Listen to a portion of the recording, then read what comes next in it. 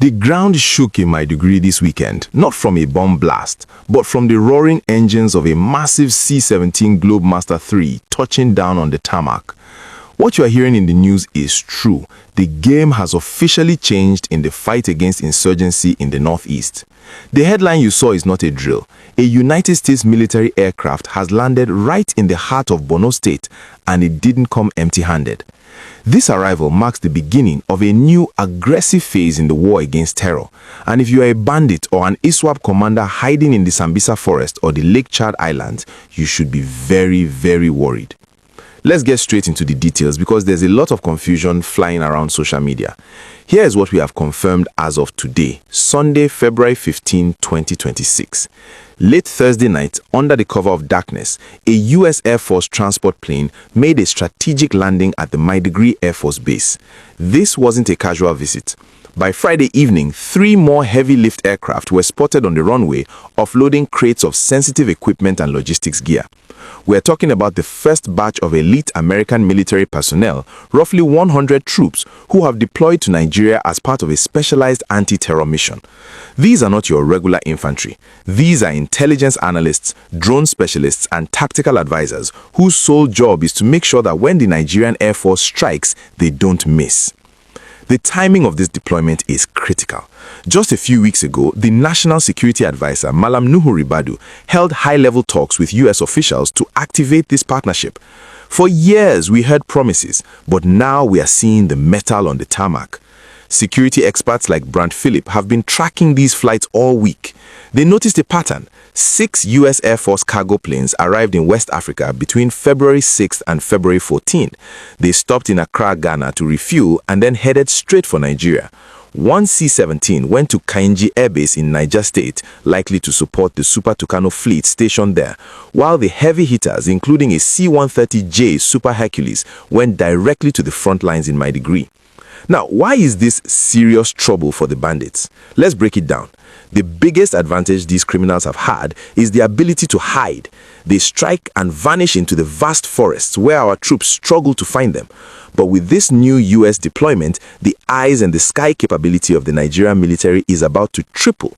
The Americans are bringing advanced surveillance technology that can pick up a heat signature from miles away in pitch darkness. They are here to provide the kind of real-time intelligence that makes an ambush almost impossible. The Nigerian military will still lead the operations. General Musa has been very clear that foreign troops will not be fighting on the ground, but they will now be fighting with a cheat code provided by U.S. intelligence. This is the part where I need you to pause and take action.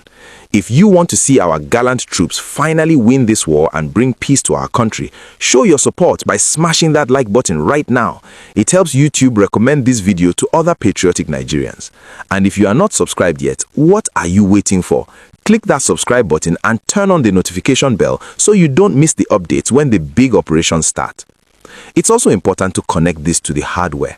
You recall that the Nigerian Air Force has been pushing for the rapid delivery of 12 AH-1Z Viper attack helicopters from the US. These are some of the deadliest machines on the planet, designed specifically to hunt insurgents. The arrival of these US logistics planes suggests that the infrastructure to support those Vipers is being set up. You cannot just fly a Viper. You need a complex support system, and that is what landed in Maiduguri this weekend. The Chief of Air Staff, Air Marshal Sunday Aneke, has been fast-tracking this procurement because the government knows that time is running out. The bandits have become too bold, attacking power grids and highways.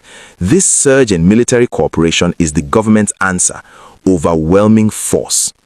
There's also a political angle here that we cannot ignore. The Trump administration in Washington has been critical of Nigeria's security situation, even designating the country as a country of particular concern regarding religious freedom and safety. This deployment is a sign that Abuja and Washington have found a middle ground. We will help you kill the terrorists, but you must show results.